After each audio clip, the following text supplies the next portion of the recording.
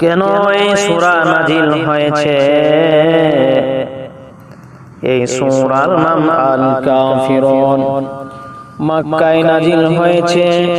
মোট আয়াত সংখ্যা 6টি। এটাকে বলে সূরাতুল বারাআ, সম্পর্ক ছিন্ন করার সূরা। মক্কার কাফের নেতারা নবী সাল্লাল্লাহু আলাইহি ওয়াসাল্লামের কাছে প্রস্তাব দিল, ওয়ালিদ বিন মুগীরা, আস বিন ওয়াইল, আসওয়াদ বিন মুতালিব, এরা বলল, হে মুহাম্মদ, এসো একটা আপোষ করি, 1 বছর তুমি আমাদের মাবুদ লাত উজ্জার ইবাদত করো, 1 বছর আমরা তোমার আল্লাহর ইবাদত করব। এভাবে পালা করে চললে ঝগড়া শেষ, ঝগড়া হবে না, হবে না। কেউ বলল, তুমি আমাদের কিছু মূর্তি ছুঁয়ে দাও, আমরা তোমার রবকে মেনে নিব। তখন আল্লাহ এই সূরা নাজিল করে একদম সাফ জবাব দিয়ে দিলেন, কোনো আপোষ নাই, তাওহীদে কোনো ভেজাল চলবে না। নবী সাল্লাল্লাহু আলাইহি ওয়াসাল্লাম বলেছেন, কুল ইয়া আইয়ুহাল কাফিরুন তা'দিলু রুবআল কুরআন। কুল ইয়া আইয়ুহাল কাফিরুন, কুরআনের 4 ভাগের 1 ভাগের সমান। ঘুমের আগে পড়লে শিরক থেকে মুক্ত থাকা যায়। আল্লাহ সুবহানাহু ওয়া তাআলা এই সূরার প্রথম 1 নম্বর আয়াতে বলছেন, কুল ইয়া আইয়ুহাল কাফিরুন। শব্দের অর্থ কুল বলুন, ইয়া আইয়ুহাল কাফিরুন, হে কাফেররা। আল্লাহ নবী সাল্লাল্লাহু আলাইহি ওয়াসাল্লামকে হুকুম দিচ্ছেন, স্পষ্ট করে বলে দেন, লোকায়েন না, ভয় পান না, কাফেরদের মুখের উপর বলে দেন। যারা সত্য গোপন করে, আল কাফিরুন, আল্লাহকে অস্বীকার করে। এখানে মক্কার মুশরিকদের বোঝানো হয়েছে, যারা আবু জাহেল, আবু লাহাবের মতো ছিল। মাসালা, কাফেরকে কাফের বলা শরীয়তের হুকুম, তেল মারা যাবে না। লা আ'বুদু মা তা'বুদুন, লা আ'বুদু, আমি ইবাদত করি না, মা তা'বুদুন, যার ইবাদত তোমরা করো। তোমরা লাত উজ্জা, মানব পথের মূর্তির পূজা করো, আমি করি না, করব না। সালাফদের বোঝ ইবনে আব্বাস রাদিয়াল্লাহু আনহু বললেন, এটা বর্তমান কালের কথা, মানে এখন আমি তোমাদের মূর্তির ইবাদত করি না, করি না। শিক্ষা, মুসলমান কোনদিন বাতিল মাবুদের সামনে মাথা নত করতে পারে না। বর্তমান যুগে দেখা যায় অনেক মুসলিম ভাই বোনেরা আছে, বাতিল মাবুদের সামনে মাথা নত করে। লা হাওলা ওয়ালা কুওয়াতা ইল্লা বিল্লাহ।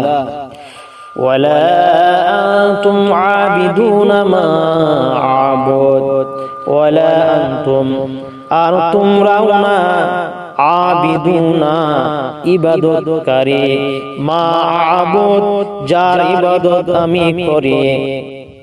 আমি এক আল্লাহর ইবাদত করি, যিনি লাম ইয়ালিদ ওয়া লাম ইউলাদ। তোমরা তার ইবাদত করো না, তোমরা শিরক করো। তাফসীরে জাকারিয়ার পয়েন্ট, এখানে আল্লাহ গায়েব জানেন। তিনি জানতেন এই কাফের নেতারা ঈমান আনবে না, তাই বলেছেন তোমরা ইবাদত করি না। সত্যি আবু জাহেল, ওয়ালিদ বিন মুগীরা কাফের হয়ে মারা গেছে। আল্লাহ সুবহানাহু ওয়া তাআলা 4 নম্বর আয়াতে বলছেন, ওয়ালা আনা আবিদুম মা আবাদতুম, ওয়ালা আনা, আর আমিও না, আবিদুম, ইবাদতকারী, মা আবাদতুম, যার ইবাদত তোমরা করছো। এটা অতীতকালের কথা, মানে আগেও আমি কখনো তোমাদের মূর্তির পূজা করি নাই। নবী সাল্লাল্লাহু আলাইহি ওয়াসাল্লাম ছোটবেলা থেকে মূর্তি ঘৃণা করতেন, কখনো মূর্তির সামনে মাথা নত করেন নাই। হীরা গায় এক আল্লাহর ইবাদত করতেন। ওয়ালা আনতুম আবিদুনা মা আ'বুদ শব্দের অর্থ একই কথা, আবার তাকিদের জন্য ভবিষ্যতেও তোমরা আমার রবের ইবাদত করবে না, কারণ আল্লাহ জানেন তোমরা হিদায়াত পাবে না। সালাফদের বোঝ ইমাম জোহরি রাহিমাহুল্লাহ বললেন, এই আয়াতগুলো ওই সব কাফেরের জন্য যাদের ব্যাপারে আল্লাহ জানেন যে এরা মরার আগে পর্যন্ত কাফের থাকবে। নট এর মানে এই না যে সব কাফের হেদায়েত পাবে না। ওমর রাদিয়াল্লাহু আনহু, খালিদ রাদিয়াল্লাহু আনহু আগে কাফের ছিলেন, পরে সাহাবী হয়েছেন, কিন্তু আবু লাহাবের মতো যাদের নামে আয়াত নাযিল হয়েছে তারা হেদায়েত পায় নাই। লাকুম দীনুকুম ওয়ালিয়া দীন শব্দের অর্থ লাকুম তোমাদের জন্য, দীনুকুম তোমাদের ধর্ম, ওয়ালিয়া দীন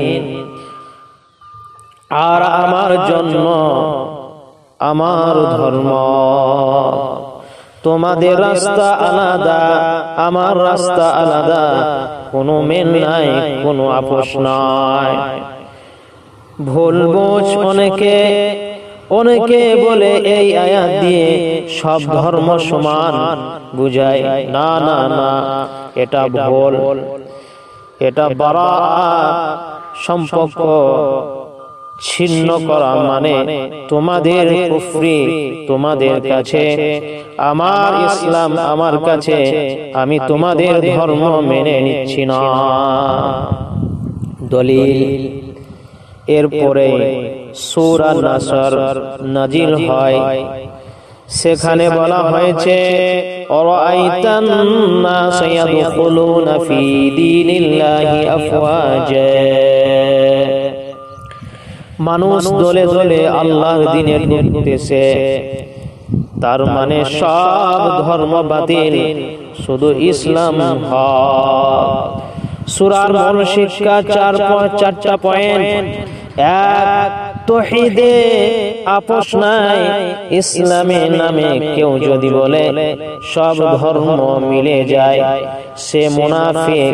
নবী সাল্লাল্লাহু আলাইহি ওয়াসাল্লাম আপোষ করেন নাই। দুই, আল ওয়ালা ওয়াল বারা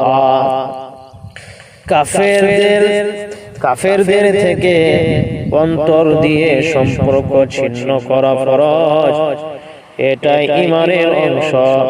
তিন, দাওয়াতের স্পষ্টতা, হক কথা স্পষ্ট করে বলতে হবে, কুল বলে দেন, লুকানো যাবে না। চার, শিরকের ভয়াবহতা, এক সেকেন্ডের জন্য শিরক করা যাবে না। নবী সাল্লাল্লাহু আলাইহি ওয়াসাল্লামকে আল্লাহ আপোষ করতে দেন নাই, আমরাও আপোষ করব না। আমল, ফজর আর মাগরিবের সুন্নাতে এক রাকাতে সূরা কাফিরুন, দুই রাকাতে সূরা ইখলাস পড়া সুন্নাত। সহিহ মুসলিম 726 নম্বর হাদিস। ঘুমের আগে পড়লে শিরক থেকে বাঁচা যায়। আল্লাহ সুবহানাহু ওয়া তাআলার কাছে দোয়া করি, আল্লাহ যেন আমাদের হেদায়েত দেন। হে আল্লাহ, আপনি আমাদেরকে আল কাফিরুন এর পথ থেকে বাঁচান, তাওহীদের উপর মৃত্যু দেন, লা ইলাহা ইল্লাল্লাহ এর উপর কায়েম রাখেন। আমিন ইয়া রাব্বাল আলামিন। وصلى الله على نبينا محمد وعلى آله وصحبه أجمعين والحمد لله رب العالمين. السلام عليكم.